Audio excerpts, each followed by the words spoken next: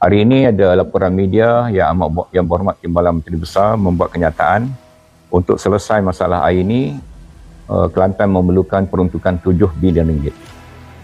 Itu kan? Yang pertama, Datuk TMB kena jelaskan untuk apa 7 bilion tersebut. Ya. Kena jelaskan pada rakyat. 1 bilion untuk apa, 2 bilion untuk apa. Jangan sebut 7 bilion. Nanti orang bagi 7 bilion. Untuk air, 3 bilion dah cukup, 4 bilion tu habis. Tak boleh lah. Jadi mintalah Datuk TMB yang telah umumkan itu senaraikan pecahan-pecahan perbelanjaan 7 bilion tadi. Sekali imbas, saya rasa itu adalah lebih daripada keperluan. Ya. Kemudian yang kedua, kebimbangan saya, ada pihak-pihak dalam AKSB ataupun kerajaan negeri yang ambil kesempatan daripada permohonan geran-geran ataupun pinjaman-pinjaman dan kemudahan keuangan. Ya, saya bagi contoh. Misalan Perbadanan Aset Air Negara Berhad. Pengurusi dia adalah Yang Berhormat Datuk Takiri. Ya. Datuk Takiri. Dia telah buat pengumuman akan bina loji sekian-sekian banyak. Tetapi semua itu adalah dalam bentuk pinjaman kepada AKSB. Ya. Masalah AKSB ni, air Kelantan tak ada ni, adakah masalah loji tak ada atau masalah loji tak jalan walaupun ada? Yang pertama. Yang kedua, adakah masalah loji saja atau masalah paip bocor? Sebelum ini, Menteri Air telah beritahu air bocor di Kelantan 52%. Bermakna kalau ada 100 guni gandum, 52 guni gandum buang saja. Tak boleh buat roti canai. 48 guni gandum saja boleh jual sebagai roti. Bermakna duit beli gandum habis banyak, yang dapat jual gandum tak sampai separuh. Tokek roti pun boleh tutup kedai. Ya. Ini masalah dia. Bila dah PAB kata dia nak buat loji, sedangkan pahib belum baiki, lebih banyak loji, lebih banyak kebocoran. Ya. Jadi adakah kita ni tak cukup loji ataupun sebenarnya apa masalah kita? Sebab itu saya cadangkan ada siasatan Suruhanjaya siasatan. Ya. Jangan takut. Ini macam kita sakit, kita kena jumpa doktor. Kena ada scanning, kena ada x-ray, kena ada uji darah. Oh, dia doktor-doktor pakar dengan alat-alat moden.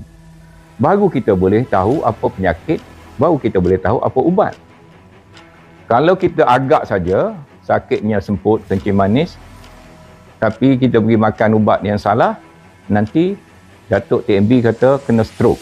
Ada saya tengok video masa dialog hari raya baru ni. AKSB dah kena stroke. Major stroke. Tak boleh makan. Baru boleh bangun, makan nasi air. Ya. Ini TMB dah mengaku. Saya ucap tahniah lah pada TMB. Kalau saya cakap AKSB kena stroke, ramai orang pas marah. Tapi dah Datuk TMB kata AKSB kena stroke, samalah dengan pendapat saya. Tetapi pada pendapat saya, AKSB kena stroke bukan kerana orang lain. Self-inflicted stroke.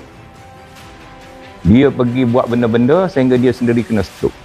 Iaitu salah guna berlaku, penyelewengan berlaku, kepentingan pihak-pihak yang tak sepatutnya menjadi amalan AKSB. Ya, itu sebab kena stroke. Itu sebab kita kena ada Suruhanjaya siasatan kenapa AKSB sampai kena stroke. Stroke tu penyakit tu. Baik, saya bagi satu contoh ya. Saya bagi contoh, saya cadang nak tulis hari ni, tapi dah media datang. Pelaksanaan mini loji. Perasan tak? Esko Air YB Azami ada sebut kita selesai masalah air dengan buat mini loji. Saya ambil contoh, satu mini loji dibuat oleh satu syarikat. Saya tak akan namakan syarikat hari inilah. syarikat ni semua dilantik secara tender runding. Tak ada buka tender. Salah satu syarikat ni yang dilantik adalah yang berdaftar dengan CITOS. Ya, cuba tanya Esko. Betul tak syarikat ni ada yang berdaftar dengan CITOS dilantik sebagai kontraktor untuk mini loji yang tidak dibuat secara tender terbuka. Dan mini loji tersebut hari ni saya tak sebut lah. Tapi kalau Esko dah sebut, saya akan tanya saya boleh sebut di mana.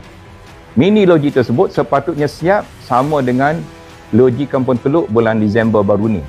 Selepas 3 tahun lebih terlambat siap. Dia patut siap 2 tahun loji Kampung Teluk. Dia siap 5 tahun kemudian, iaitu bulan Disember baru ni. Kemudian ikut kenyataan Menteri Air, mini loji yang tersebut siap sekali dengan loji Kampung Teluk. Kampung Teluk dah siap tapi air tak ada. Mini loji yang tersebut yang dapat pada syarikat kontraktor CITOS tadi belum siap-siap lagi. Jadi berapa bilion duit pun tidak akan menyelesaikan masalah. Bukan masalah duit di sini. Masalah kepakaran, masalah niat yang betul, masalah desain yang betul.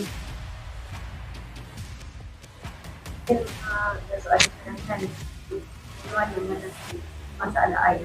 Masalah air yang pertama, tidak ada kronisme. Ya. Tidak ada kronisme. Saya beri contoh, pengarah Jabatan Teknikal Air, umur dia masih sangat muda. Ya. Tapi dia tak ada pengalaman bahagian teknikal air. Tapi dia baik dengan satu orang wakil rakyat, dia dapat jadi pengarah Jabatan Teknikal Air. Kemudian saya bagi contoh yang lain. Minta maaf lah ya, saya bukan anti Datuk Mak Yaakob, Menteri Besar. Salah seorang anak Datuk Menteri Besar adalah pengurus jajahan air. Dia setakat yang saya tahu hanya ada diploma bukan dalam bidang industri air. Dan jawatan tersebut pun bukan didapati secara proses yang biasa. Ya. Dan kebetulan adik Menteri Besar juga adalah ahli lembaga air. Anak saudara Menteri Besar juga adalah staf AKSB. Yang pada pendapat saya, kelayakan-kelayakan mereka perlu didedahkan pada rakyat apa kelayakan mereka sehingga mereka dapat jawatan-jawatan tersebut. Maknanya hari ini kita ambil angle yang sempit saja. Kalau nak panjang, media kena buat forum dialog live. Dia orang tunggu nak makan, kesian dia orang. Okay. Kesian lah rakyat Kelantan kan. Terima kasih banyak. Berani ke tu?